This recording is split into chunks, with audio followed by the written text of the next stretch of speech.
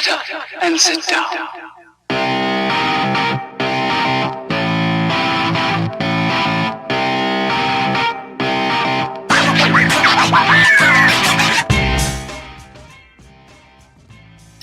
For the racers, it's one of their favourite circuits on the calendar all year in the ChampCar iRacing series. It's round 8 from VIR. Delighted to have your company on our live coverage with HJBC of this amazing championship. David Haynes with Devin Peters and Michael Derby taking a look at the conditions, at the circuit, and at the 60-minute race ahead of us. Devin, it's a season-long championship. Winds its way across some of North America's greatest road courses. We're here now at VIR. Oh, and it's the home of 24 hours of the real series and 1 hour of intense racing here tonight. I got to think in the virtual series, classic cars, 435 VPI points in these NC Miatas. So a lot like the real thing could go around here. Maybe a few seconds faster than your car, depending on how hot your driver is and how good your aero package is.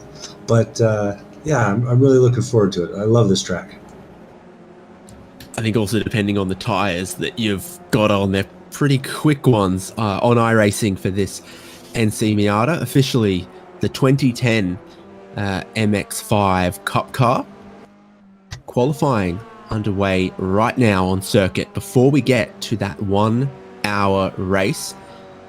And it's all to play for as far as qualifying, as far as racing, as far as points are concerned. The ChampCar iRacing series this year, some great prizes on offer. The championship winner is getting $1,500 worth of ChampCar bucks to get themselves into a real seat in a real car in the ChampCar Endurance Series next year. Well, at the moment, Joshua Soto is sitting top of the points table from Davis Trask, Tim Wire, Kyle Robertson, Nick Love, Sean Saputra, Mark Kruger, Alex Albert, Ian Giebler, and Mark McCormick, the defending champion, as the top 10. If I could notice maybe a little bit of a trend, I think having the number 3 in your name seems to help, at least at the moment. But we have had over 90 drivers take part so far this year. Maybe a couple more, because I see a couple fresh names on the circuit tonight. Yeah, it's been great to see all these new faces out, bring a lot of variety and a lot of talent to the series. We've had some really stacked fields out there, and I'm looking forward to seeing another one get going today. We've had some really, really quick sim races like Jordan Johnson, like Joshua Soto. Have also got a great representation of our ChampCar teams out there. A couple drivers from Team Salem, a couple drivers from Love Racing, a couple of those Heartland Autosport guys out there as well. So you'll see a couple of familiar cars on track too as well tonight. Yeah. But you can see as we get down into the bottom end there of the points, all the different people that have participated this year, and I'm looking forward to a quality race here today. We got 24 on the grid for us, and about 2 more minutes of qualifying left, and we're seeing some of the usual suspects hanging around at the top.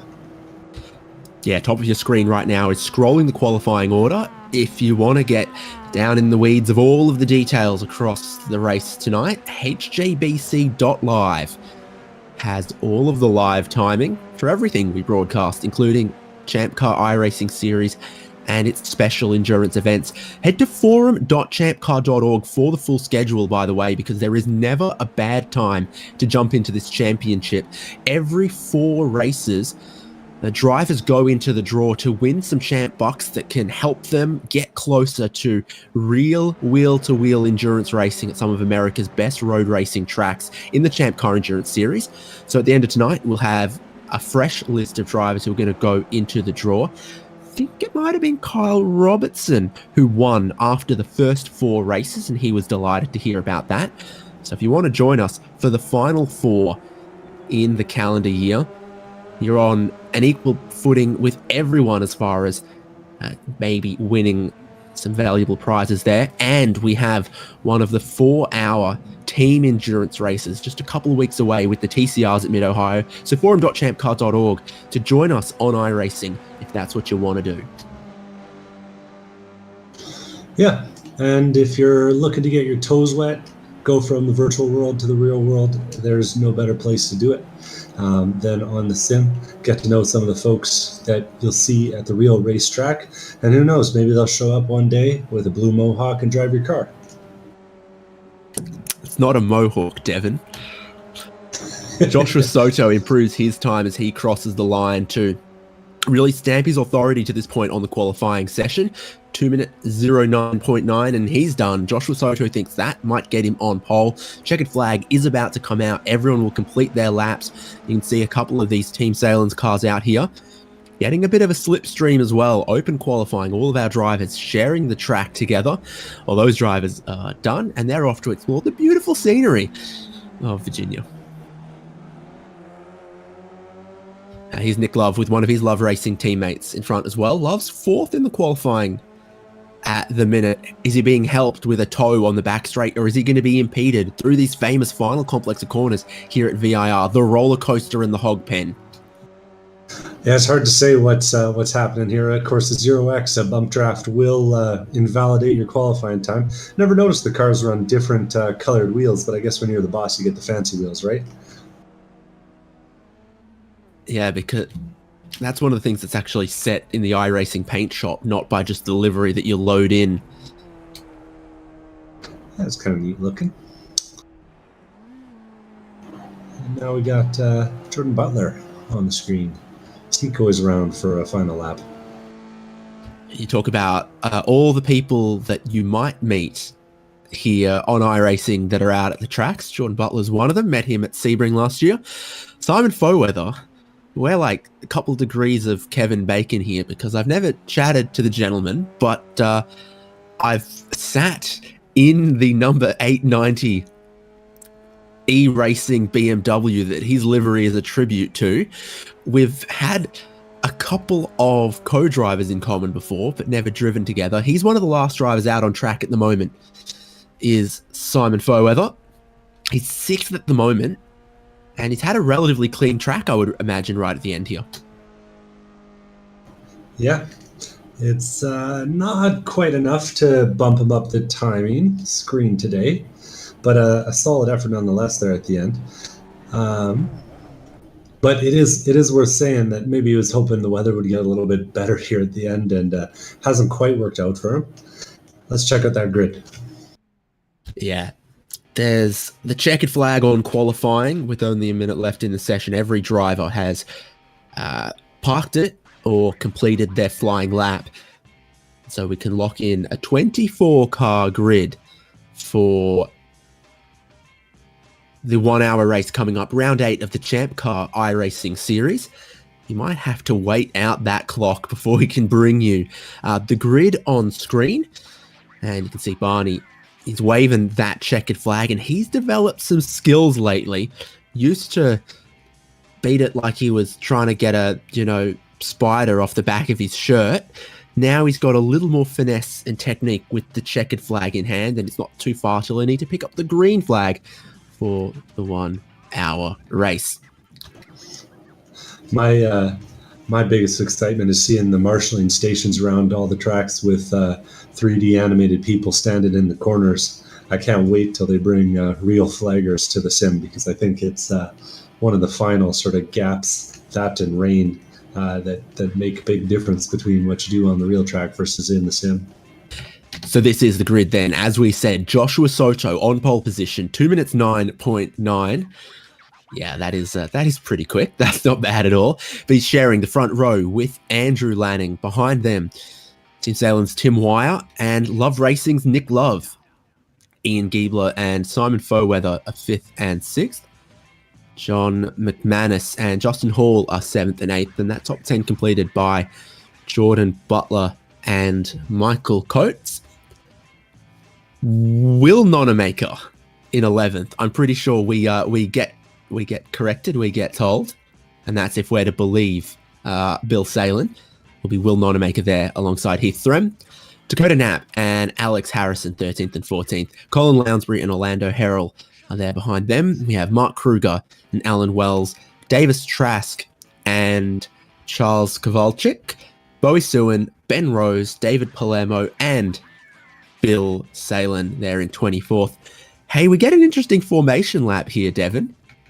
One of the only ones on iRacing that takes you from the pit lane. Of course, that's how you do it in the real world.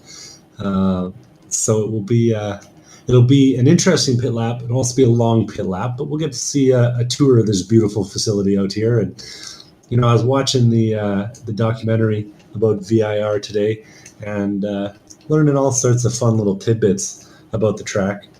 I always thought it was a little bit confusing, for example, that NASCAR up here was kind of a flat left-hander. I learned that the reason they call it NASCAR isn't because the NASCAR drivers were good at that corner. It's because they got stuck in the swamp on the outside of it all the time.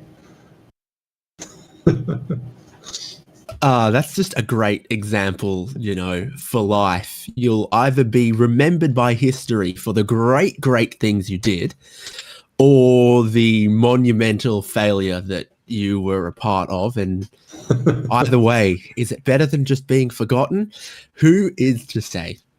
This is one of the exciting parts of the racetrack here. The lower S's, very much single file through here often before you get to the upper S's that seem flat out in these cars, but there are many conditions and many race cars where it's just not flat out, and you've got the elevation changing. You just got to pick your line right as well. Yeah, and into the upper S is the most, one of the most committed parts of the track. And one of my rude wake-up calls the first time I was out on track here was getting passed by E30s into the upper S's. That'll wake you up. You're not expecting it to be too wide, but it definitely is if someone wants to make it.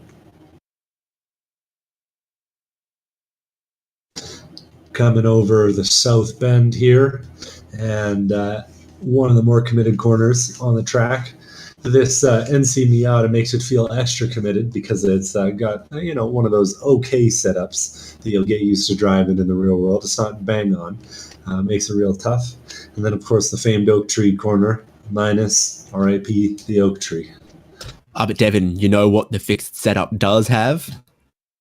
7 gallons of racing fuel to start them off, and those amongst you will imagine and realize that that is not going to get them to the end of a 60-minute race here at VIR. We are going to have a pit stop for everyone, and there's always some level of strategy, of point of difference driver to driver amongst that, whether they can pit early, whether they try to run that 7 gallons all the way out and pit late, and exactly what or how many tires they end up taking. Yeah. Pit strategy always part of the factor in the real world series, so of course we want to make it a factor here as well. And we see that iRacing generic pace car come by. It's Kirkland brand sedan. You get a great deal on them at Costco when you buy 10 at a time. Not far from getting underway. Let us know in the YouTube chat who your favorite driver is, what teammates you're cheering for, and if you want to keep up with them, remember to go to hjbc.live for all of the live timing. It'll have the pit stop times, it'll have the positions, it'll have it all. 60 minutes on the clock. The pace car pulls in. Your pole sitter Joshua Soto leads a field of NC Miata 2010 MX-5 Cup cars towards the green flag for the ChampCar iRacing series at VIR. They are packed up tight. They are packed up close side by side. Barney waves the green flag on cold tires. We race down towards turn number 1. The field spreads out, but they are so tightly packed heading into turn 1. Your pole sitter just wants to hold the inside line for the first hairpin. 3 wide, 4 wide, little bit of nudge, little bit of feeling. And who's that? Andrew Lanning, mayhaps. He gets sent sideways. He gets turned straight around, but a touch of grass from Nick Love, and he spears off the racing circuit. Oh, and that's going to be a heartbreaker for Nick Love. He's had so many close races, but we got a few more on the inside too rejoining here. What am I seeing? That's, that's Simon Foweather, Charles Kowalczyk's collecting Alan Wells. It's a bit of a mess here. Car on 2 wheels. Justin Hall riding the bonnet, the bump, the hood even. Simon Foweather there. So much happening. It's thrown me for an absolute loop. It's thrown some of those drivers around, but it looks like everyone bar David Palermo has managed to continue. These cars are built sturdy out of the strongest material known to man, iRacing old damage model. But Joshua Soto from the pole position maintains his race lead 6/10 over Tim Wire, coming around the backside of the circuit where there used to be the oak tree there, still called Oak Tree Turn. But the slipstream is going to be so strong in these cars from Oak Tree all the way up the hill and towards the famous roller coaster. Update from the back of the field. I'm seeing Andrew Lanning. I'm seeing Alan Wells driving, crabbing cars back to the pits. I don't think either one's escaped without damaging their suspension. So they're going to have to pay the price of either a very slow lap or a very long tow to get all the way back. Justin Hall went for that ride sideways on 2 tires, but his car seems to be in slightly better shape than some others. He's picking them off and getting right back into this race. A lap 1 winner, and there's been a couple of them. Michael Coates from 10th, 6 positions gained up into 4th. He loves to race a Mazda. We know that here on HJBC. Jordan Butler also with a decent start, and he thremmed from, I think that's 12th on the grid up into 6th as well. So some big movers inside of the top 10. First lap completed. Joshua Soto maintains his race lead. And there's one other driver who's managed to go with him, Tim Wire, hoping to stay in that slipstream. Yeah, if you can dodge the chaos, right behind Josh Soto isn't a bad place to be, because he's shown himself to be plenty quick, both in qualifying and throughout this season, where he's racked up, 3 wins already this year? More? A couple, and he leads the points championship. We saw that for sure. Another great feature of this championship, of this car, they start with 7 gallons in the tank, but they don't start with a small tank. Those drivers on the pit lane right now, Andrew Lanning, Simon Foweather, John McManus, will be able to add some fuel from here and still get to the end of this race on a 1 stop. Now, if it turns out that the tire wear is a bit high and taking new left side tires at the halfway point of the race is the best strategy, they might get left behind a little bit on that, but it will not force them into a 2-stop strategy that would definitely count them out of this compared to the race leaders and those that had a bit of a tidier one. Looking at what's happening now, though, we've still got just a car length or so in the race lead, but behind Will Nonamaker in 7th. It's looking super busy. It's so busy as we cut there. Who's that off the circuit? Is it Bowie Sewin or Mark Kruger? Mark Kruger's off the track, and it looked like he got a little bit of a scare when things started to check up ahead of him, missed his turn in, and once you get a tire out on the dirt, it's really easy to go for a ride out at South Bend.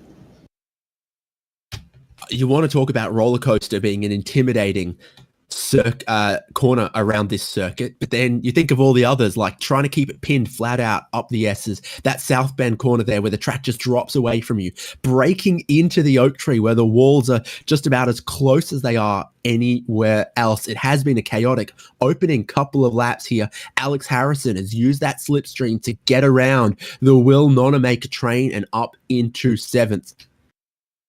Yeah, and you can see that ugly bumper from the old damage model on Will Nonamaker's car, and it's definitely going to be having an impact on the straight line speed of these little Miatas. There's not a whole lot of horsepower pushing them down the track. No, the ND Miata got a little bit of a horsepower bump over this, and then the ND2 Miata got a horsepower bump over that, and this still remains the heaviest generation of Mazda Miata. Grand scheme of things, still a light sports car, but it's that sort of around about 2,200 pounds mark where anything over that, oh, that's a heavy Mazda. Yeah, absolutely. And you feel the weight through all these slow corners that are characteristic of the first half of the lap at VIR. That's for sure. That weight in the nose, the weight up the front as well, that makes this a little pushier than some of the other generations of car. No problem for these guys, though, picking their line and keeping it flat out up through those climbing S's. Tim Wire struggling to get the nose to turn in a little bit wide of some of the corners in places here, but still following with race leader Joshua Soto. They've put 3 seconds over Ian Giebler in 3rd, but he's got a little bit of clean air all to himself, 3 seconds ahead of Jordan Butler. Tim got a hell of a run off of Oak Tree that time, and I was just going to make a comment about how he was doing it by my eye a little bit better than Josh Soto, and it showed up. Josh Soto, meanwhile, is in the chat asking for a bump draft, so we'll see if there's collaboration here or if Tim decides he wants to go for a race. It's very, very close to looking like Spec Miata Racing at points here at the moment, but I assure you, it is ChampCar iRacing Series. This is a 60-minute race, and there's a wave of pit stops still to come later on. Anyone that's picking your attention that you're particularly impressed with at this point? I'm watching Colin Lounsbury and Davis Trask go side by side at the top of roller coaster as we are on the camera, and that's a scary place to make a move, but Davis Trask makes it work. Keep your arms and legs inside the vehicle at all times. Scream if you want to go faster. That was a pretty exciting ride through the roller coaster. But in the end, it looks like Davis Trask is successful. Not far ahead of them, Nick Love. Horror first lap, but he's right back in the race behind Will Nonamaker, behind Alex Harrison, looking to make a move, but he's going to have to do it around the outside at turn 1. They're near enough 3 wide, heading into one of the biggest braking zones on the lap. The inside line's where you want to be. There's no grip, and that's where Nick Love got in trouble on lap 1. He holds it on the racing circuit, and he's trying to get around for position here. Will Nonamaker gets back in front of the train. Davis Trask doesn't hesitate to take advantage of the pick either, and Alex Harrison is all of a sudden looking forlornly at the cars ahead. It's a tricky little rhythm section there. If you get pushed offline, it can do all sorts of bad things to your lap time. Davis Trask was just about P nowhere in qualifying, 19th in qualifying. Now he's 9th, and he looks like he's just picking them off one at a time. He's seeing them like fresh fruit on the vine. Yeah, sometimes. Oh, and a little bit of contact ahead of him. That's Nick Love and Will Nonamaker. So 2 of them finding a little bit more drama. I didn't get a good look at how that one started. It looked like Will just turned in, and Nick Love tried to back out, but he was already committed. The 2 of them end up going off, and again, South Bend takes a bite out of another victim.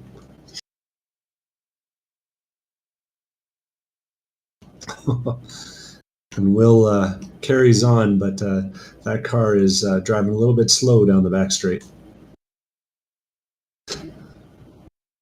More drama in the middle of the pack. We got Orlando Harrell making a move on Colin Lounsbury now, this time down into roller coaster. And with all these cars out of position after that drama on the first lap, it's it's high action back here in the field. I'm trying to work out what quite is going on with Orlando Harrell's livery. Like they had to replace one of the fenders off a black Miata there or something, but he's right in this field. You see a couple more drivers reach for pit lane, Colin Lounsbury and Nick Love. Yeah, the 2 of them had picked up some aero damage and I think decided it was time to get out of the battle pack and get a clean car. It is a driver's racetrack, but you do have at least 2 long straights with the pit straight and with the run from Oak Tree towards the roller coaster. And if it's flat out from the lower S's all the way up the climbing S's to South Bend, you've really got to think that aero damage or, missing some top speed would really hurt you through there as well. So high average speeds, but still a lot of corners where it's really, really in the driver's hands, real driver's track around here. Davis Trask has picked up 2 more positions when they collided in front of him. He's now 12 positions gained into 7th. It's happening behind where Orlando Harrell seems to be picking up some steam as well. Looking one way, looking the other on the bumper of Alex Harrison. Justin Hall behind the both of them. Almost back to where he qualified in 8th after, a lap 1 that was so dramatic. Yeah, the difference is that he's 20 seconds off the lead now, unfortunately for him. Ooh, a nice move up the inside there by Alex Harrison, and really kind of showing off the trademark features of this track. You can be a little bit faster than someone in one corner and a little bit slower in the others because it's so long, and just when you use your advantage right, it's easy to pick off a guy ahead, and Harrison really showing how to make quick work of a driver that doesn't have the same corner speed as you. Davis Trask in red, Orlando Harrell in white, Justin Hall in green and orange. Not sure that color combination is quite going to catch on as a fashion trend, but yeah, Harrell gets in deep on the first part, parks it in the tightest part of the roller coaster, and then you get to use the downhill to just open it up and pick up your momentum again. And Hogpen, that's a challenge to find the confidence to throw the car in. Always gets light in the middle of the corner and then lands, and you just hope it's going to grip up this time like it did last lap. Yeah, you're just praying for the right bounce sometimes. Justin Hall making a move up the inside here now on Orlando Harrell, and he executes it nicely, gets it in real deep. He might get 2 for 1 in this corner. He's up the inside of Davis Trask as well. And he's holding that inside line, but it's going to switch back on him, and you don't want to be on the outside of NASCAR. We'll see. Always hard. But you can break a little deeper when you're on the outside, and he makes the move and makes it stick. Davis Trask struggles a little bit offline, and Justin Hall picks up 2 through the first 3 corners. Wow. Not only do you not see that many passes there, you really don't see that many around the outside, and he carries that speed again at the lower S's, looking to size up Alex Harrison, and he will. Heading to the climbing S's here, side by side. You just got to get in front, and he will, up now into 7th place. 23 seconds away from the lead, though. Joshua Soto and Tim Wire are working together relatively well to really lay down some good pace. One driver's just going with them enough. Ian Giebler, you can see back there behind them in 3rd, not losing a massive amount of time. And we always know a lot can happen in the pit stops in these cars and in these races. They need to take a fair bit of fuel. They fuel quite slowly. And then you got to ask yourself or be prepared about how quickly you can change the tires. Yeah, Tim Wire is the guy you want to be with the draft, on first place and kind of riding around a little bit behind. But Ian Giebler's not doing so bad either with basically no one else around him. He doesn't have to worry about any contact, and he can just kind of focus on hitting his marks and maybe saving a little bit of a fuel if he's being crafty about it. Drama at the roller coaster. Alex Harrison and Justin Hall both off the track. A little bit more damage on one of those cars now. Justin Hall does it first, and as happens so often when the guy in front of you gets in deep, you just follow them off, and you don't realize that you've braked too late too until they're off the circuit. Yeah, every single corner around here, it feels like, is blind. And again, I'm going to share with you some knowledge from my documentary watching this morning. Road and Track called it the Verbergring when they came and did their first laps around the resurfaced track, and it kind of lives up to the name with how challenging some of these corners are. Oh, that's great. That's great. I've been making some horrible comparisons lately. Like on a different broadcast, I recently called Canadian Tire Motorsport Park the Phillip Island of Canada. I mean, I see it, but also I don't think your North American audience has seen a lot of Phillip Island.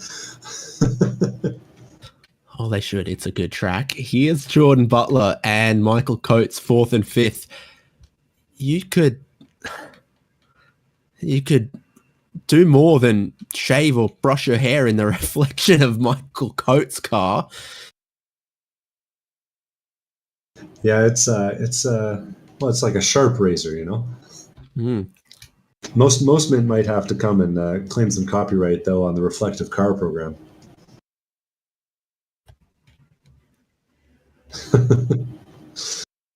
And last lap, 0.3 slower than Ian Giebler, who's the next car up the road. But I'm seeing a sense that both of them might want to try to catch Giebler for 3rd if they think they can work together.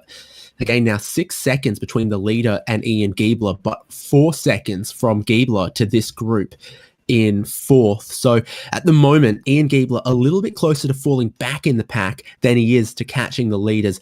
Leaders have got a tiny bit of traffic. Does it help that it's the teammate of the driver in 2nd place, Tim Wire, as he goes past Will Nonamaker? It helped that Will got out of the way, but it didn't make it super easy. It looked like Tim was a little bit unsettled as he hit the braking zone and got it in a little bit deeper than he might have wanted to. If you're Josh Soto, you're thinking, this is my chance for the breakaway after only 8 laps.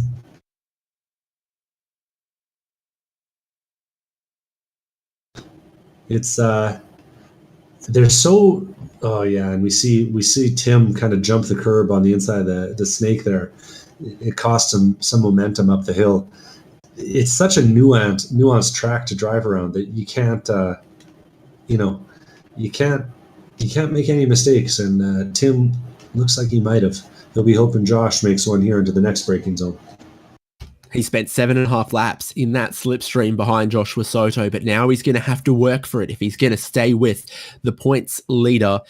And did he win last time out in our last endurance race, the 4 Hours of Charlotte? I'll have to go double check. I feel like it was him and Jordan Johnson. But these are the kind of things I really should know. And in the heat of this excitement at VIR, I'm not confident, and it slipped my mind a little bit. So now, as much as he wants to run up with Joshua Soto, he's helping his teammate, who he's just lapped, run with him with the slipstream down the back straight. One of the things that can affect your straight line speed in this car is, unlike the modern ND generation global Mazda Cup car, which has just a purely automated sequential gearbox, these are still on the good old-fashioned road car H pattern, and some drivers get good shifts and some don't. Yeah, and it's easy to make a mistake when you're heel toeing. It's part of the reason that I love these cars so much when they were still sort of the de facto rookie car.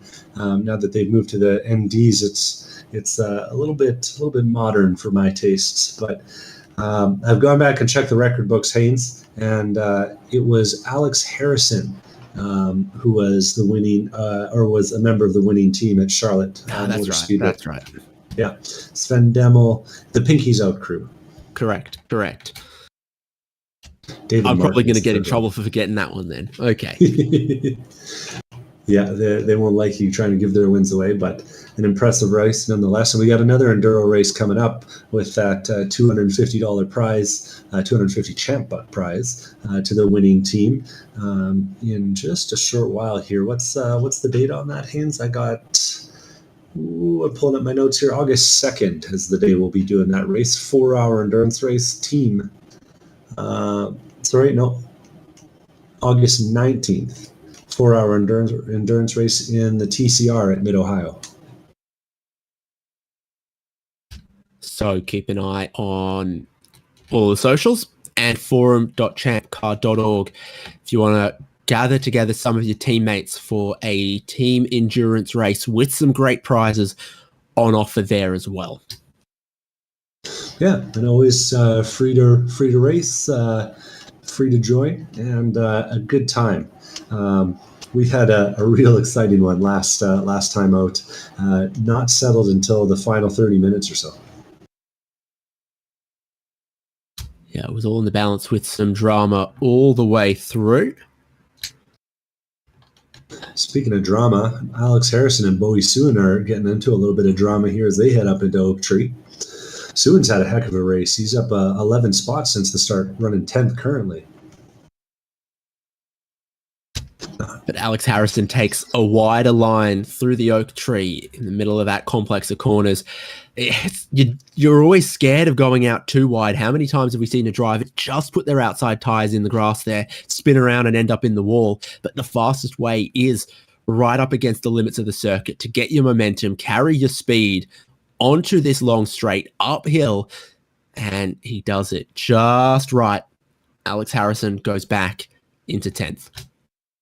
Yeah, cleanly executed and leaves a little bit of room on the inside for the just in case. Like to see that. That's good driving from him. And a bit of love racing excitement. Oh, this isn't going to be exactly what I was just talking about, is it? I feel like it kind of is. Oh dear. Yeah, that's some next level commentator's curse. I've never seen that one before, but Nick Love shows the racing line as you go into that corner because you want to miss that first apex and you want to run it out a little bit wide. but you don't want to run it out that wide.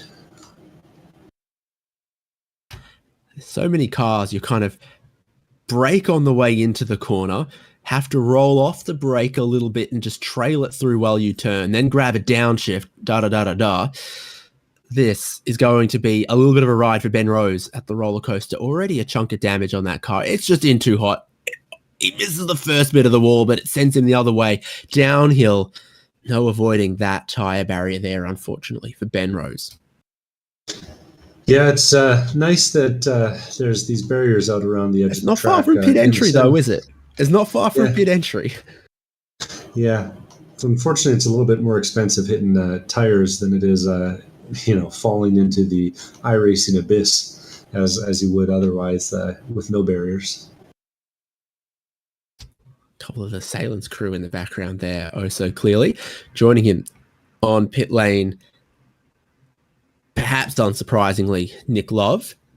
This is the second place driver of Tim Wire here.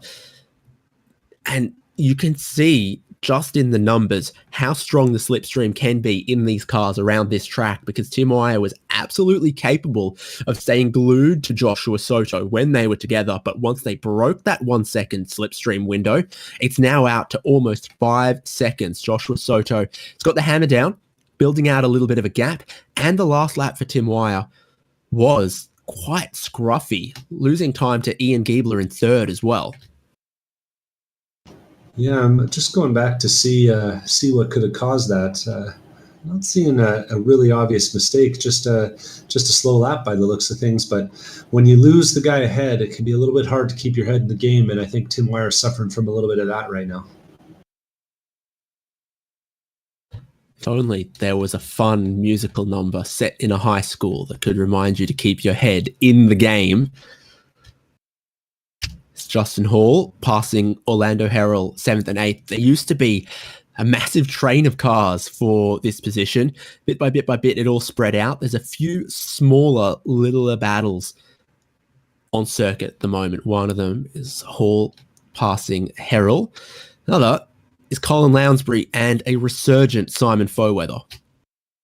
Yeah, Foweather's pushing hard here through Hogpen, and he gets a good look at Colin Lounsbury dropping a tire on the exit of Hogpen. That's how hard he's pushing. But there is a plenty long straightaway here. Room to get it wide open and room to get a big draft. So Simon's going to try outside into turn number 1.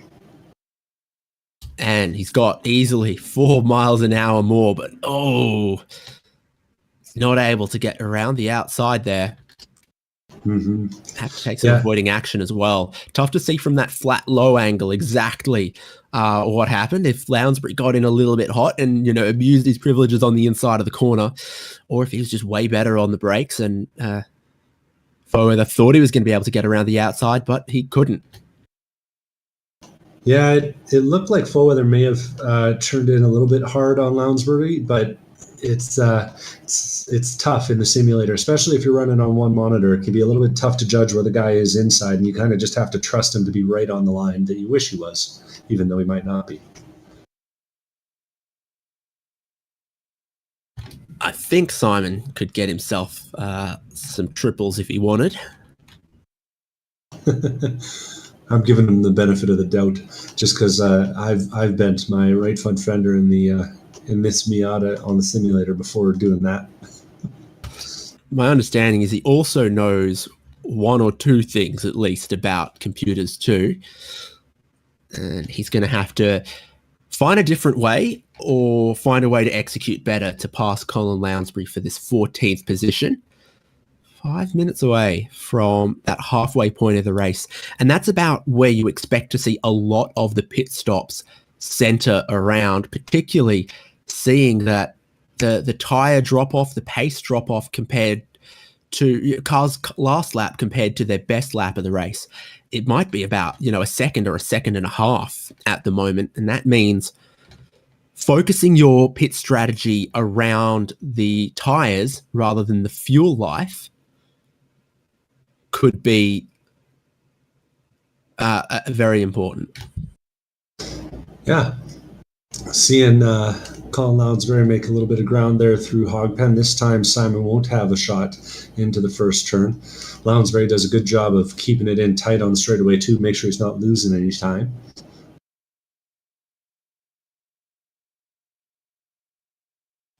Oh, and actually checking back in with Justin Hall and Orlando Harrell. Justin's gotten it a little bit wrong on the exit of South Bend. Narrowly keeps it on track through Oak Tree. Well executed in the end, but he had all 4 tires off on the exit of South Bend there for a second, and I thought he was going to go spinning off into the abyss, as so often happens out there. The two of them, though, are catching Heath Threm ahead.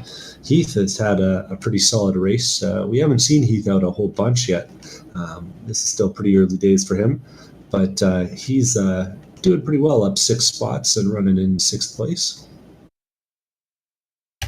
The pit lane is a busy, busy place right now. The race leader, Joshua Soto, comes in. Tim Wire from 2nd follows him. Ian Giebler from 3rd follows him. But Jordan Butler from 4th place carries on into the lead of the race. He's managed to save an extra lap of fuel, perhaps. Michael Coates behind, also on the pit lane, so we're expecting to see more than we don't. Let's keep an eye on those tyres, because that will be critical for the pace in the back half of the race. Yeah, it is looking like 4 tires is a possibility, given that they fill this car up with a combination of fuel jugs and pipettes. Quite a long stop for these things.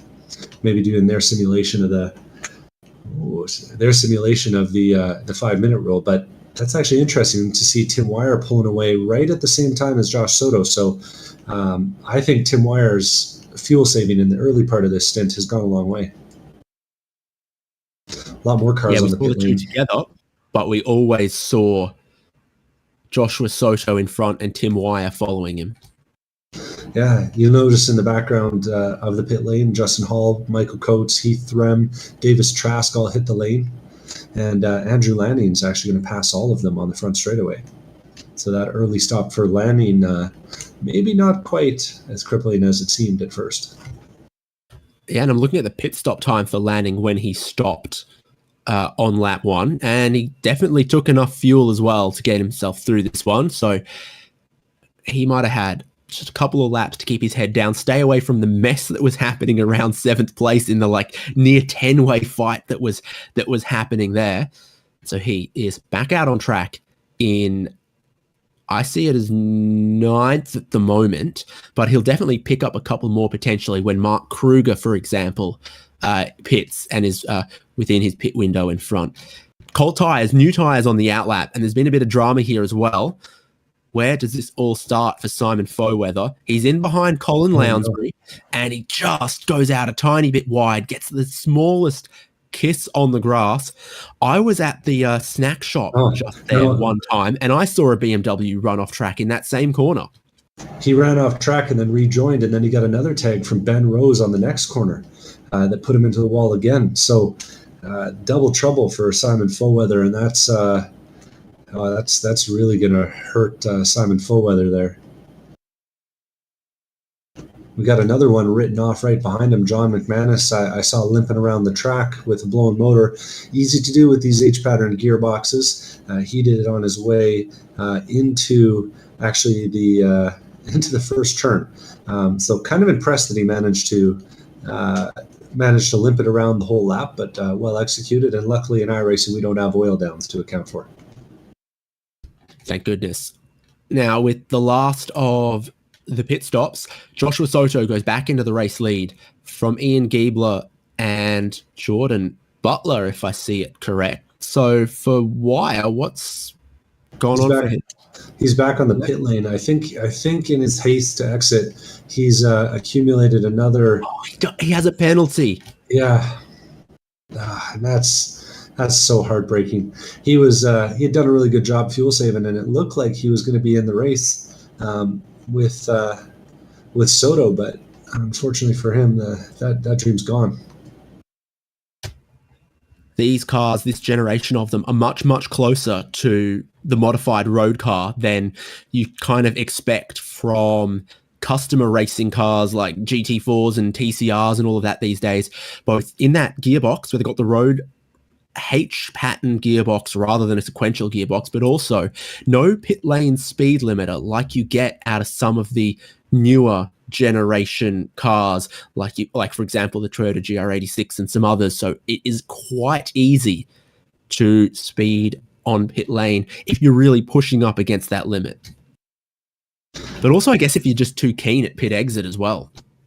Yeah, well, and it wouldn't be the first time that anyone, myself included, hits the gas on pit lane exit, mashes the pit lane speed limiter button a few times, and then it doesn't engage because this car doesn't have one, and gets themselves in trouble. I'm sure you've gotten yourself in trouble many different times in many different ways. So with those pit stops done, some big winners look like Colin Lounsbury, who's now 5th, having gained 10 spots over the race total. Drama for Alex Harrison in South Bend. He gets it a little bit wrong, gets the thing drifting on the way in, and drifts all the way out. Need to throttle out. Unfortunately, he will drift it, only barely taps the tire wall. I think he'll get away with that one with only a little bit of lost time and a little bit of bruised pride. Meanwhile, Josh Soto's putting quick ones down at the front of the field. He likes those new tires, that's for sure. The racetrack has cooled off a little bit since the start of the race. It's now 6:45 in the evening in session.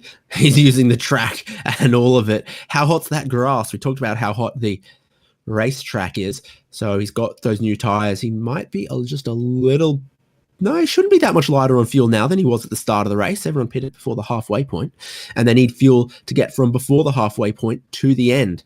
But the new tires in these track conditions, they are favouring him well. His lead almost out to 10 seconds. Ian Giebler's patience has been rewarded with 2nd place, and Jordan Butler's with 3rd. Yeah. Butler was right with Michael Coates. So what's happened to Coates, did we see?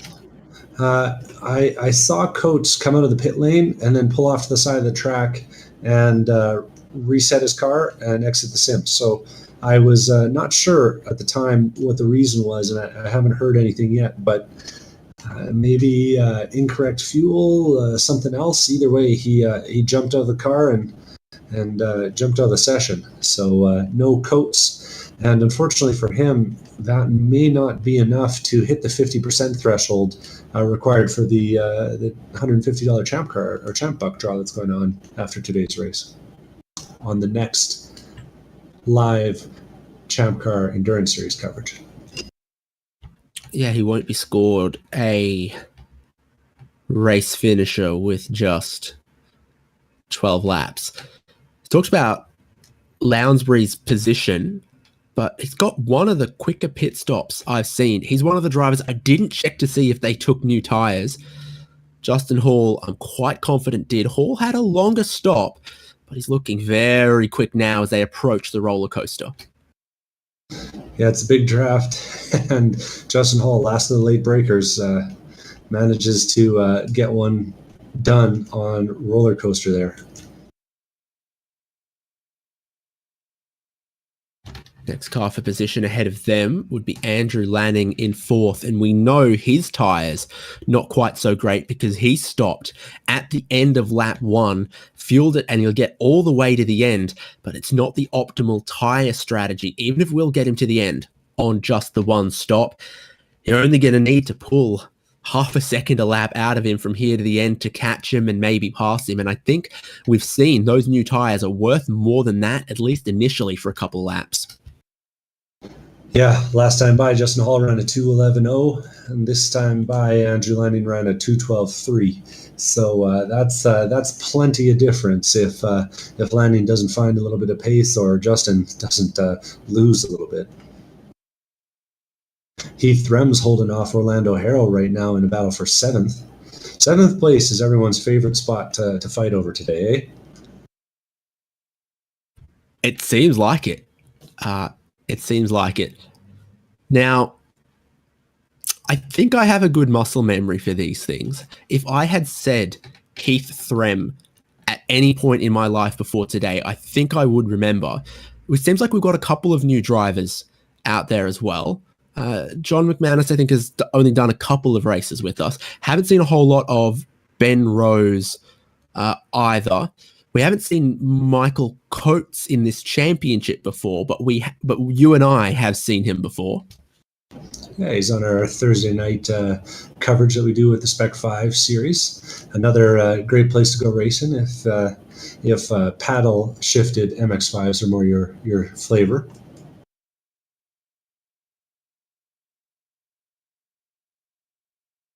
A little bit more highly regulated than our series, I'll say.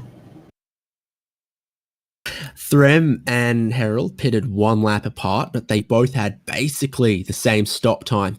When it comes to communicating with your iRacing crew what you want them to do in the pit lane, I think on this car you can only be as precise as half a gallon or so. So you're either saying put 7 in, put 7.5, put 8 in, and that leads to some pit stops that look very similar one car to the next if both drivers said, yeah, I think it's going to take 8 gallons to get to the end. I think we need to add 8. Takes the time to add 8 gallons. Mm-hmm. And that's at least 2 jugs, so they're going to be running for a while with those. I'm really enjoying Heath's Cheeto and DC livery. It's real good one. Every 15-year-old's dream in 2010. Cheetos, some new skate shoes, and a can of Monster Energy. I think that's what it's got to be a tribute to.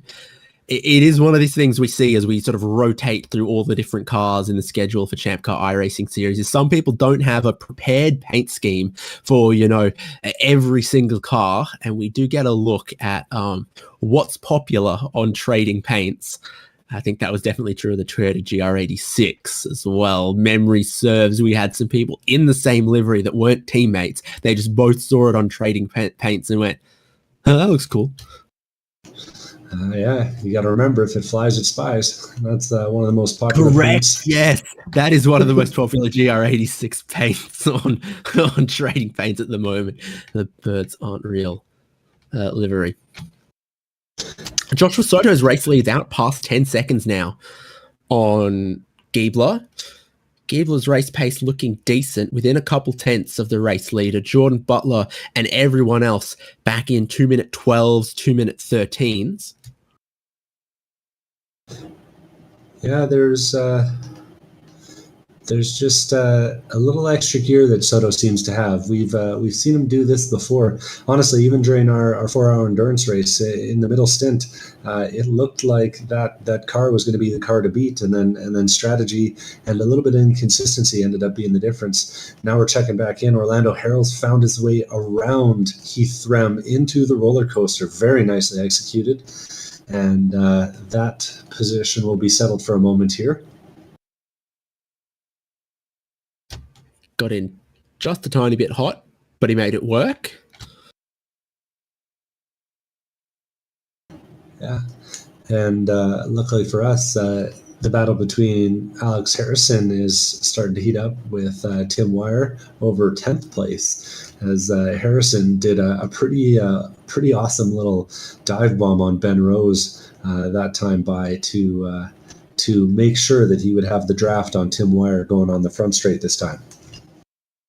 These guys are catching Mark Kruger as well, and I wonder if Kruger took no tires 2 laps in a row in the 2-minute 14s, while it's 2-minute 12s for Wire and Harrison. They are reeling him in and some. Yeah, I could believe that. Pretty quick stop there from Kruger, and even though he's got the Mark, what's that say? Kruger Tuned Racing on the front. Nothing you can do to tune this NC Miata, unfortunately for him.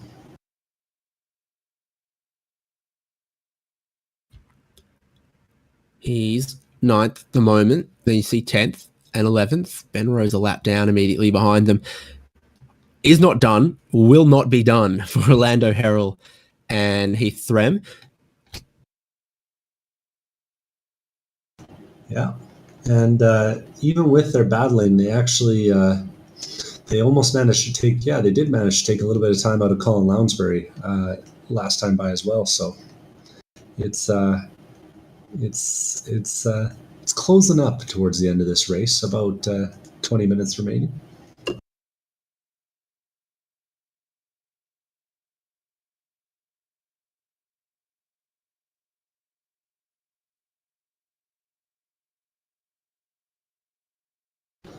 Orlando gets a better run off of Hogpen this time, so I think he'll be safe.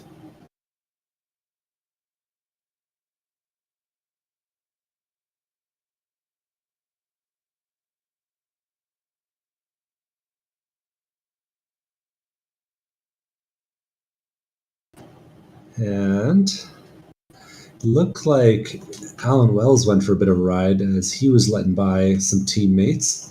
I think Bill Salen was trying to get by.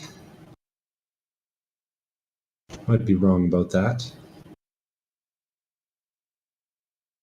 Oh, Wells got a little bit of help. That's what we're seeing on the replay here.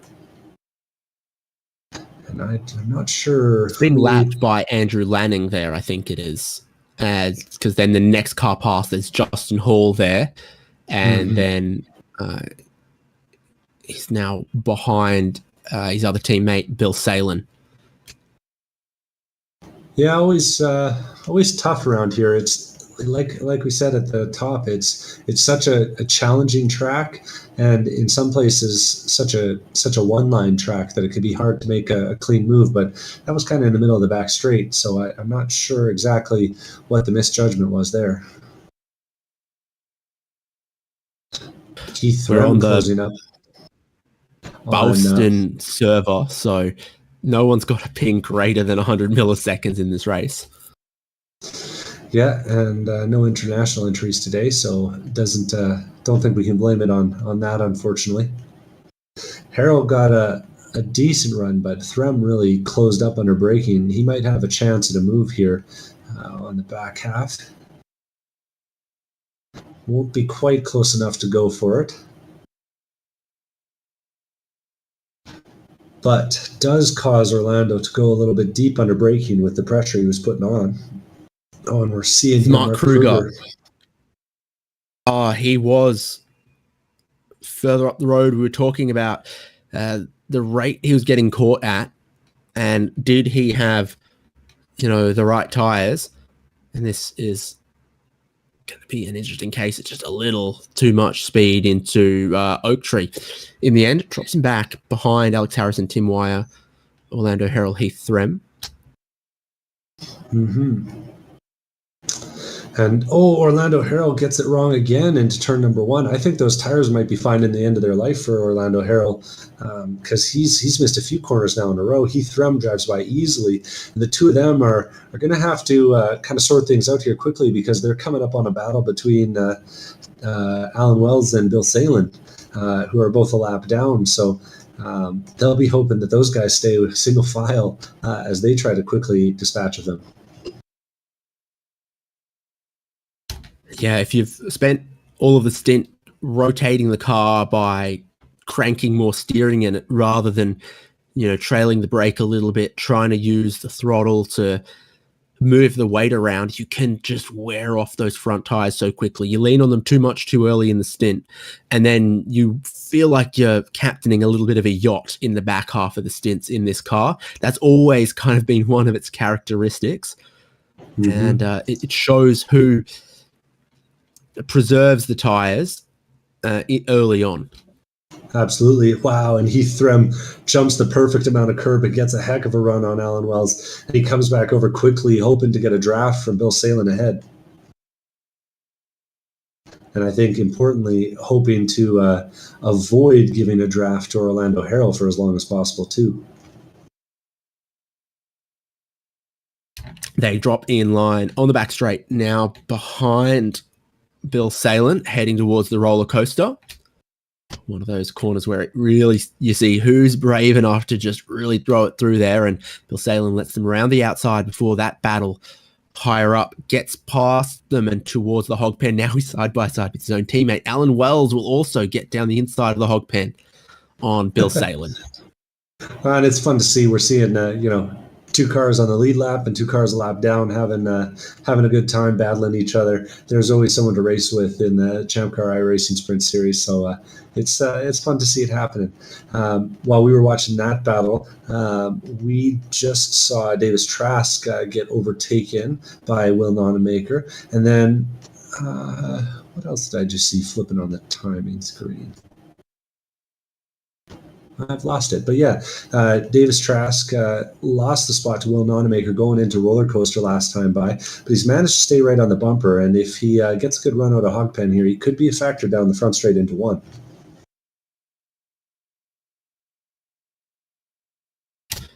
The 12th and 13th at the moment.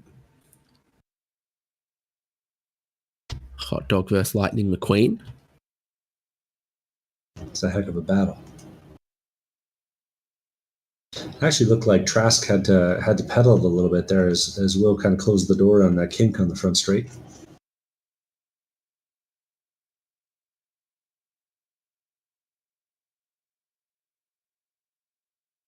Not close enough. Through turn one, a couple bumps out there in some places.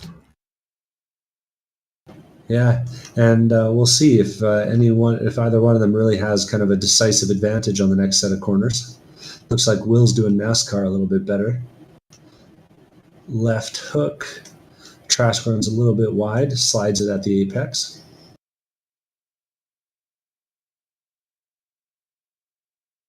And through Snake, you'd have to give the edge to Will through the slow stuff.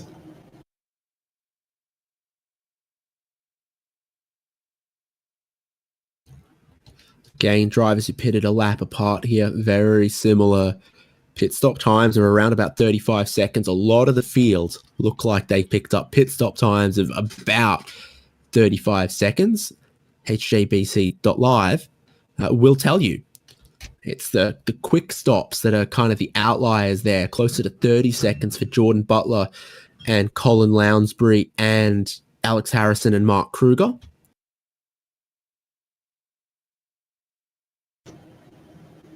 Oh, and things are getting tight here between Harrell and Threm, but I think Harrell it's pretty clear that Harrell is lifting pretty big. I'm not sure if it's for fuel saving or because he's, starting to time things out for the end of the race, getting down to 12 minutes to go now. And these two are, decidedly locked in a battle for 7th place.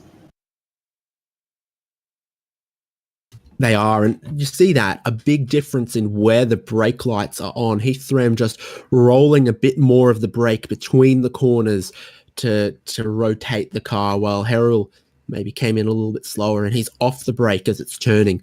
And that's a difference in where the weight of the car is sitting on the tires, which tires are wearing or working harder or sliding.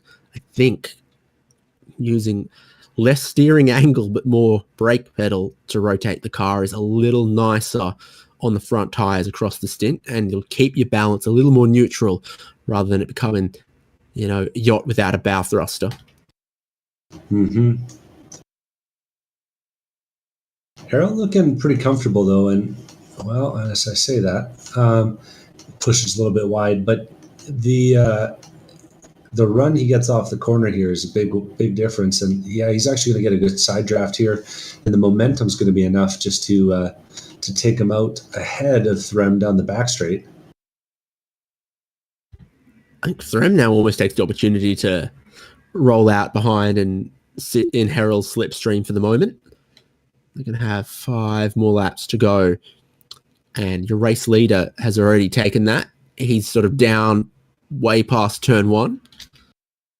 Yeah, coming up through the Snake right now with Ian Giebler not infinitely far behind, but 14 seconds back. And then another 14 seconds back, we got Jordan Butler. So real impressive pace here still from Josh Soto, running 2:11.1s while the rest of the field's running 2:12.2s. This pace is what we've kind of come to expect from Soto. He's really, really quick in a car, and he's making his case for why he ought to win that $1,500 Champ Buck prize at the end of the season. And of course, if you're feeling like you might have a swing at that, well, you're always welcome to come out. Our next season will presumably start in the new year, but we've had more than a few people show up thinking they're the hot shoe, and find out that maybe they aren't. There's some pretty quick swim racers out there, and they tend to be pretty quick real drivers too. Alex Albert's done a good job with a couple of his championship wins. A race winner at this very place. Yeah. It's back with Threm and Herald, or Herald and Threm as it sits at the moment. Tim Wyatt, we know he's been quick. He's been through the pit lane twice with that penalty. And I can see him in the background of shot at times. And he's going quicker than those guys in front. So what happens here? He might just be able to pick up a little more from his race and catch these drivers if they start to slow each other up or have some problems. They both use the track and then the curbing and then the AstroTurf and then the turf on the exit of Oak Tree there. Not the perfect way to run off that corner. Using a little bit of the curb sure is. You see that all the time. But they got just a little further out than that. We miss you, Oak Tree, gone but not forgotten. I was going to say it's classic. You know, the grass on the outside of that curb kept getting killed, so they decided to pave it. And then the drivers went a little bit wider and started killing the grass on the outside of that curb. It genuinely is a slippery slope. Yeah, and the runoff there is tricky because you're kind of off camber on the entry, and we're seeing what looks to be twilight ticking in here. And the only criticism I'd have of the sim today is that iRacing's weather has been very optimistic. 81 Fahrenheit on the track, 74 in the air, and I seem to recall being here around this time of year and being in some variety of tropical jungle with how sweaty it was all the time.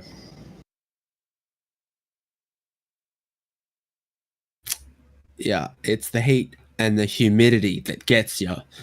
It can be like that this time of year around here. I'll get word from my producers that it's a mild 88 in the air today. Very nice. So on board once again, Heath Threm. There's just 1 second now to Orlando Herald. Has he been saving, and now found some grip and some pace to pull away here? Is it going to leave Heath Threm vulnerable to Tim Wyatt catching him? We've got sort of 5 more laps to go for where these guys are sitting. About to be 4 to go for the leader, who's quite a ways ahead of Herald and Threm. So means Tim Wyatt is going to need to find more like 2 seconds a lap, but I guess you can. If Threm's going to make mistakes like that, running off the wide off of the Oak Tree, going to cost himself about a second with something like that. Plus, he's Tim Wyatt's got maybe about a second a lap of raw underlying pace as well on Heath Threm when they're tidy laps. Well, and I recall this car being one that's not in circulation on the service, doesn't get as many updates as the other ones do, but I recall this tire model being one that liked having a few cool down laps to help the tires out if you're pushing too hard. So it could very well be that Harold got back in the slipstream and took her easy for a few laps, and that was enough to give him some of the pace that he needed. Luckily for us, as that battle's spread out, I'm seeing the battle between Will Nonamaker and Davis Trask for 12th and 13th starting to get a little bit closer. No, not those red cars.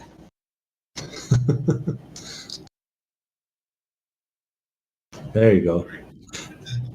These red cars coming down the back straight into roller coaster. Trask quicker last lap as well. Yeah.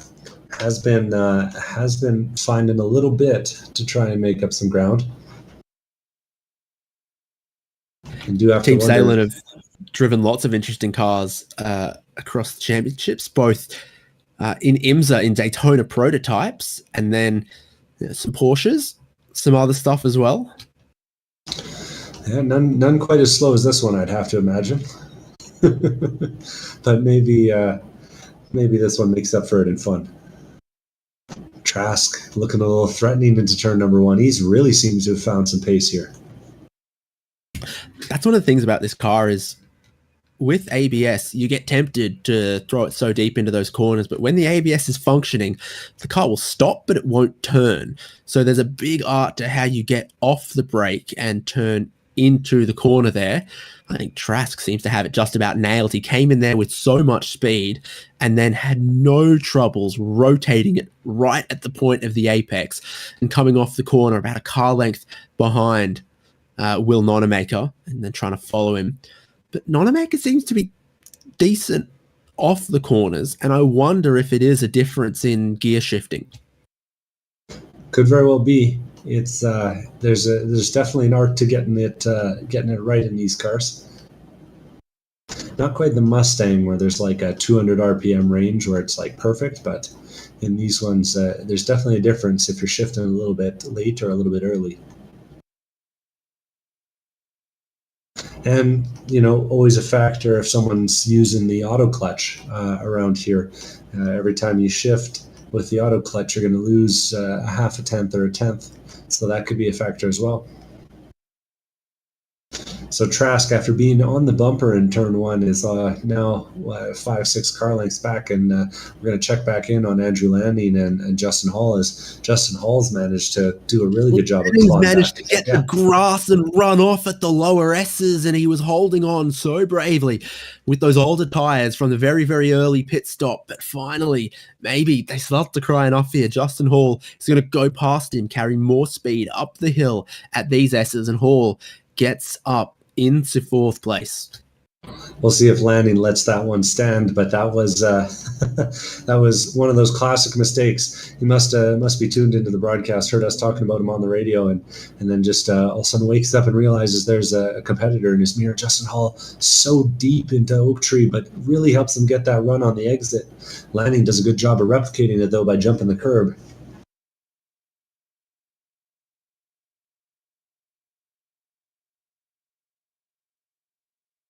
So now Hall leads onto the back straight, Landing with the opportunity now to try to settle the nerves, settle the tires, and follow him along. Joshua Soto was a bit touch and go with the pace they were doing, but I think has taken the white flag. See, I don't know, you don't know, but I think ATVO knows, and it's not saying at the moment. It was so touch and go because he's doing 2-minute 11s, and that's about how much time was left on the clock when he crossed the line. I can see a white flag flying on the front stretch, so I'm thinking that it's a white flag this time by, and we'll watch Soto and see what he does when he gets to the line. But he's run a heck of a race, clean from the start, manages to avoid all the drama off the line, and 20 seconds up the road. This is, frankly looking like a lot of recent F1 races at this point. He didn't execute the fastest pit stop, but he executed a clean one, and that helps him in the battle against Tim Wire, against Ian Giebler. Devin, I'm pretty confident that white flag, if it's being waved now, it will change to a checkered flag when Joshua Soto approaches it. Couple of late last-minute pit stops here, and one of them is Colin Lounsbury, so he clearly didn't take enough fuel. He needs to add a little bit more here. And Tim Wire is going to shoot past him for another late position. Got to get all those points you can when it goes a little bit wrong. At the roller coaster for what we think will be the last time. 20 seconds and counting down on the clock. It will be close. It will be touch and go. But if ATVO thinks it's the white flag, then we know he'll be coming to the checkered, coming out of Hogpen, looking to the start-finish line. Virginia International Raceway, Joshua Soto, the championship leader, the pole sitter in a very, very competitive grid. And he will be the race winner again in round 8 at VIR. Rounding Hogpen for the final time, Ian Giebler wraps up a very quiet race to find himself in second place. Ran alone in the first stint, watched Tim Wire fly off the track in the second, fly down the pit lane in the second, and he takes second place himself. Jordan Butler himself too is coming onto the pit straight in third, and he'll be wrapping up the final spot on the podium. Jordan Butler trio, if you will. You shouldn't, but you might. A couple more battles to be settled on the way to the checkered flag. Justin Hall versus Andrew Lanning for fourth. Tim Wire versus Colin Lounsbury has just kicked off on this final lap after Lounsbury's late stop in the battle for eighth. And the teammates, Alan Wells versus Bill Salen for 15th and 16th. One lap down there as well. Hall and Lanning across the line in that order. Wire, is he vulnerable to a late charge from Andrew Lanning? Lanning will have put a little bit more fuel in that car, but taken no tyres, and it will not be behaving how it was just a lap before. It won't give him confidence into the braking zone at the roller coaster to try to take a spot away from the late resurgent Tim Wire. Wells and Salen are pretty close on track to that as well. You suspect, unless he's going to cough and run out of fuel, that Wire can hold on to this to the start-finish line. The reconfiguration of this circuit has moved the checkered flag and the timing line further around, and Wire will cough. He will run out of fuel and lose a spot to Colin Lounsbury in the final feat of a 1 hour race. Oh, that's heartbreak at the line for him. We see a couple more cars crossing the line. Now Alex Harrison makes his way through for 10th. Mark Kruger for 11th. Will Nonamaker coming out of Hogpen now in 12th place. And the final car on the lead lap, after battling with Will for a bit and suffering a little bit of drama here in the final laps, Davis Trask will be rolling his wounded car through that checkered flag here shortly. That much damage is not ka-chow, but we're going to have a look at it. Yeah, it looks like he just gets it a little bit wrong on the exit, and as soon as you slide off of the outside there, it's so cambered that it's really hard to get it back, and he does, but he hits the inside barrier. And the track drops away massively off the pavement as well, and that half helped to loop him around. Everyone's crossed the checkered flag. This is our results. Joshua Soto, Ian Giebler, Jordan Butler, Justin Hall, Andrew Lanning, Orlando Herrill, Heath Thurham, Colin Lounsbury, Tim Wire, and Alex Harrison. It's the top 10. Mark Kruger, Will Nonamaker, Davis Trask, Bo Sewin, Alan Wells, Bill Salen, Ben Rose, Simon Foweather, Michael Coates, and John McManus. Now, the leader completed 27 laps, so to be a classified finisher, you've got to do 14, and Simon Foweather and Michael Coates are unfortunately 2 laps short of that. John McManus 3 laps short of that. Retirements, Nick Love, Charles Kowalczyk, Dakota Knapp, and David Palermo didn't take the race start. We got a whole dose of action out of the NC Generation Miatas at Virginia International Raceway. And hopefully, we're going to be able to speak to some of our podium sitters. Hell, I think we can grab the whole podium. I'm always in favor of going 3, 2, 1, so that's what we're going to do. Jordan Butler, 3rd place, is going to join us now from 9th on the grid. You finish on the podium. Not a bad hour. Yeah, thank you very much. It got kind of crazy there on lap 1, and it got through it without any damage, and running 5th most of the race. And then I guess some guys made some mistakes in the pit stops, and here I am on the podium. In the world of ChampCar, I think about half of the members are shameless card-carrying Mazda fanboys. The other half are godless heathens. I know what camp you fall into. How do you find the NC Generation?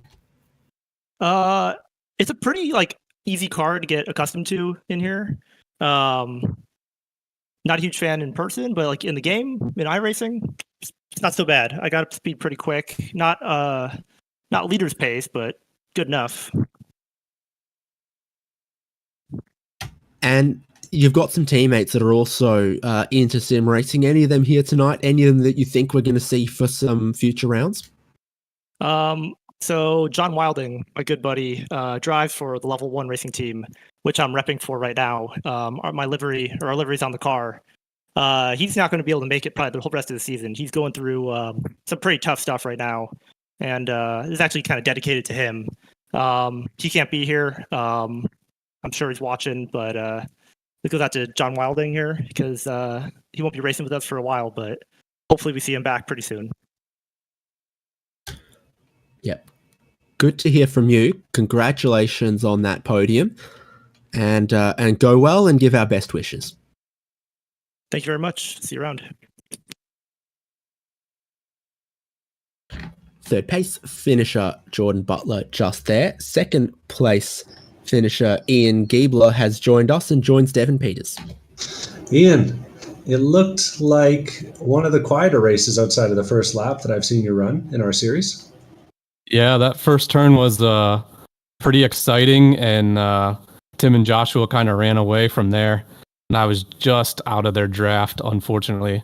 So I just ran laps. And Tim and I put a lot of hours in for this race. We were pretty excited. We felt we had good pace. We had practiced outside. Feel really bad for him. He ended up speeding in pits, if you guys saw that, which took him out of contention. But I told him I'd say his name in the interview. Well, you got plenty of time on the broadcast too. He was looking like one who was going to challenge up at the front, but it ended up being you putting that 404 car right up there. Thank you. Yeah. Thanks to my wife for putting the kids to bed tonight. And thanks to Summit Racing I bought my rig from them. So yeah, good time. Nice. Well, I was going to say you're another one of those Miata guys. So how's the NC compared to your NB? Oh man, I don't even know if I could really compare them. My sister has an NC, and I've autocrossed them both back to back, and my MB's pretty prepped, and I put faster times down in her NC. It's pretty wild what they did between the generations and that 2-liter engine. Well, I'm shocked to hear someone admit the NC does anything well. Oh, it's ugly as hell compared to my car, but it's definitely quicker. Cheers to you and cheers to a good race. Hey, thanks for putting this on, guys. That was fun. And as we work our way up the podium, click in the right places to grab our race winner, Josh Soto. You're making a habit of this in 2023 in the ChampCar iRacing series. Oh, yeah. Trying to do the best that I can. So you qualify on pole, you make a good start, but for the entirety of that first stint, it seems like, Tim Wire has his nose right to your bumper in a car that has a very strong slipstream. Yeah. This track is very draft heavy, especially with these cars. So yeah, the main thing is just try to break the draft, and we ended up coming across some lap traffic, and I was able to get like a little bit of a draft help from the car ahead, and then eventually I was able to get a little bit of a gap, and that ultimately helped me to win this race. Big fuel drop in this one. Almost everyone we saw taking 4 tires. It seems like, the tires start cold and very slippery. They get very grippy, then they fall off, and then you're into the next stint again with a totally different car balance. Oh yeah. I was definitely trying to make sure that I took enough fuel. And sometimes my fuel calculator ends up not calculating the right amount of fuel, so I made sure to get like a lot. And definitely I take both tires because let's get you about like 2 seconds on this track because of how much tire wear you get on this track. Now, I don't count chickens before they hatch, but my best understanding is you're a Florida native. ChampCar Endurance Series goes to a couple tracks in Florida. Which one would be closest to you? Definitely Sebring. Yeah, Sebring, and then Homestead, Miami. Very, very interesting. Congratulations go to you once again, Josh. A great drive with the pace, the consistency, the just tidy pit stop strategy. You bag another win in 2023. All right, thank you. There we go, Devon. Our podium from round 8 of this series from VIR. Any takeaways before we look forward to the future races in the ChampCar iRacing series? Well, Soto's putting up a record that's going to be hard to beat. I got to think that he's the favorite for the championship with only 4 races to go. But I got to say that things are still wide open in the Enduro Series, so I'm really looking forward to that August 19th race at Mid-Ohio Sports Car Course in the TCR.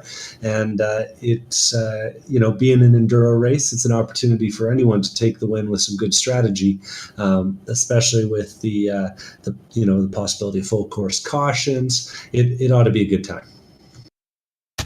So go to forum.champcar.org, and right up the top, pinned, is the schedule and all of the information you need to know about the championship, how to join the league on iRacing, how to find the Discord server, which is pretty active. Lots of other races you can chat with there, both real life wheel-to-wheel racers in the ChampCar Endurance Series who love to get together on the sim, and also plenty of sim racers who are thinking about putting their talent elsewhere into some full metal in the ChampCar Endurance Series. So just a great place to bounce ideas, chat with like-minded people, and stay up to date with what's happening in the ChampCar iRacing Series.